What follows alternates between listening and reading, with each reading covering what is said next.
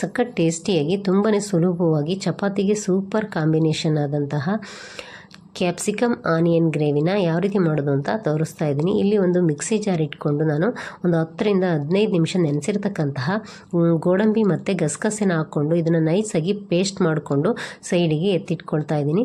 ನಂತರ ಇಲ್ಲಿ ಒಂದು ಬೌಲ್ ಇಟ್ಕೊಂಡು ಅದಕ್ಕೆ 200 ml ಅಷ್ಟು ಮೊಸರನ್ನ ಹಾಕ್ಕೊಳ್ತಿದ್ದೀನಿ. ನಂತರ ಗ್ರೈಂಡ್ ಮಾಡಿರ್ತಕ್ಕಂತಹ ಪೇಸ್ಟನ್ನು ಕೂಡ ಹಾಕ್ಕೊಳ್ತಾ ಇದ್ದೀನಿ. ಈಗ ಇದಕ್ಕೆ ನಾನು ಒಂದು 1/4 ಸ್ಪೂನಷ್ಟು ಖಾರದ ಪುಡಿ, ಅರ್ಧ ಸ್ಪೂನಷ್ಟು ಧನಿಯಾ ಪುಡಿ, ಹಾಗೆಯೇ ಒಂದು ಅರ್ಧ ಸ್ಪೂನಷ್ಟು ಜೀರಿಗೆ ಪುಡಿ, 1/4 ಸ್ಪೂನಷ್ಟು ಅರಿಶಿನ ಪುಡಿ,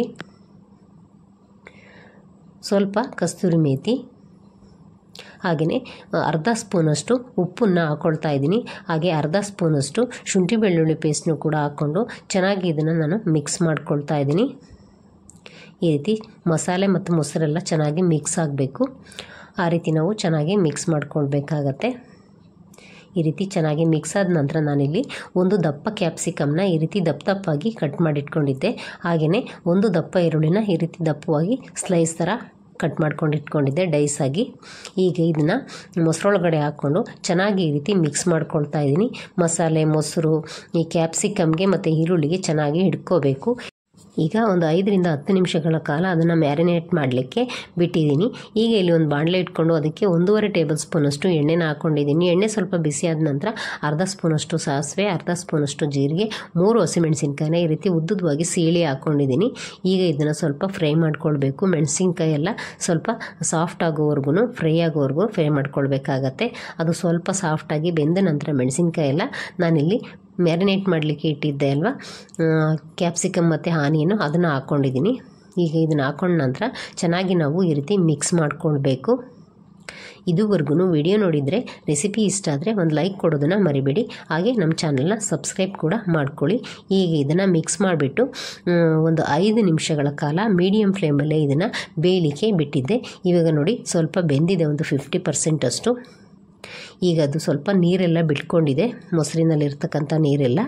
ಈಗ ಇದಕ್ಕೆ ನಾನು ಇಲ್ಲಿ ಒಂದು ಬಾಣಲೆ ಇಟ್ಕೊಂಡು ಅದಕ್ಕೆ 1 ಸ್ಪೂನಷ್ಟು ಕಡಲೆ ಹಿಟ್ಟನ್ನು ಹಾಕಿ ಚೆನ್ನಾಗಿ ನಾನು ಈ ರೀತಿ ಫ್ರೈ ಮಾಡ್ಕೊಳ್ತಾ ಇದ್ದೀನಿ. ಸುಮಾರಾಗಿ 1 ನಿಮಿಷಗಳ ಕಾಲ ನಾವು ಈ ರೀತಿ ಫ್ರೈ ಮಾಡ್ಕೊಳ್ಬೇಕು. ಅಂದರೆ ಹಸಿ ವಾಸನೆ ಎಲ್ಲ ಹೋಗೋವರೆಗೂ ಫ್ರೈ ಮಾಡ್ಕೊಳ್ಬೇಕಾಗತ್ತೆ. ಫ್ರೈ ಮಾಡಿದ ನಂತರ ಅದನ್ನು ಒಂದು ಪಾತ್ರೆಗೆ ಹಾಕ್ಕೊಂಡು ನಾನು ಮ್ಯಾರಿನೇಟ್ ಮಾಡಲಿಕ್ಕೆ ಇಟ್ಟಿದ್ದೆ ನೋಡಿ, ಅದೇ ಪಾತ್ರೆನಲ್ಲಿರ್ತಕ್ಕಂಥ ನೀರನ್ನು ತೊಳೆದ್ಬಿಟ್ಟು ಹಾಕ್ಕೊಂಡು ಚೆನ್ನಾಗಿ ಇದನ್ನು ನಾನು ಮಿಕ್ಸ್ ಮಾಡ್ಕೊಳ್ತಾ ಇದ್ದೀನಿ. ಈ ಕಡಲೆ ಹಿಟ್ಟನ್ನು ಚೆನ್ನಾಗಿ ನಾವು ಮಿಕ್ಸ್ ಮಾಡಿಕೊಂಡು ನಂತರ ಈ ಗ್ರೇವಿ ಒಳಗಡೆ ಹಾಕ್ಕೊಳ್ಬೇಕು. ಈಗ ಅದು ತೆಳುವಾಗಿತ್ತಲ್ವ, ಹಾಗಾಗಿ ನಾನು ಇದಕ್ಕೆ 1 ಸ್ಪೂನಷ್ಟು ಕಡಲೆ ಹಿಟ್ಟನ್ನು ಹುರಿದು ನೀರಲ್ಲಿ ಮಿಕ್ಸ್ ಮಾಡಿ ಕಲಸಿ ಹಾಕ್ಕೊಳ್ತಾ ಇದ್ದೀನಿ. ನೋಡಿ ಈಗ ಜಸ್ಟ್ ಒಂದೇ 1 ನಿಮಿಷದಲ್ಲಿ ಈ ರೀತಿ ಮಿಕ್ಸ್ ಮಾಡಿಕೊಂಡ್ರೆ ನಮ್ಮ ತೆಳುವಾಗಿರ್ತಕ್ಕಂಥ ನಮ್ಮ ಗ್ರೇವಿ ಈ ರೀತಿ ಗಟ್ಟಿಯಾಗಿಬಿಡುತ್ತೆ. ಈ ರೀತಿ ಚೆನ್ನಾಗಿ ನಾವು ಮಿಕ್ಸ್ ಮಾಡ್ಕೊಳ್ತಾನೆ ಅದನ್ನು ಬೇಯಿಸ್ಕೊಳ್ಬೇಕು. ಈಗ ಅದು ಸ್ವಲ್ಪ ಗಟ್ಟಿಯಾದ ನಂತರ ನಮ್ಮ ಗ್ರೇವಿಗೆ ಎಷ್ಟು ಬೇಕೋ ಅಷ್ಟು ನೋಡಿಕೊಂಡು ನೀರನ್ನ ಹಾಕ್ಕೊಳ್ಬೇಕಾಗತ್ತೆ.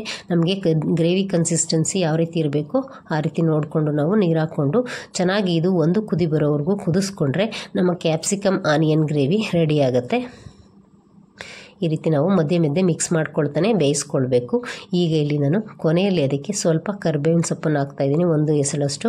ಹಾಗೆಯೇ ಸ್ವಲ್ಪ ಕೊತ್ತಂಬರಿ ಸೊಪ್ಪನ್ನ ಕಟ್ ಮಾಡಿ ಹಾಕ್ಕೊಳ್ತಾ ಇದ್ದೀನಿ. ಈಗ ಇದನ್ನು ಈ ರೀತಿ ಚೆನ್ನಾಗಿ ನಾವು ಮಿಕ್ಸ್ ಮಾಡ್ಕೊಳ್ಬೇಕು.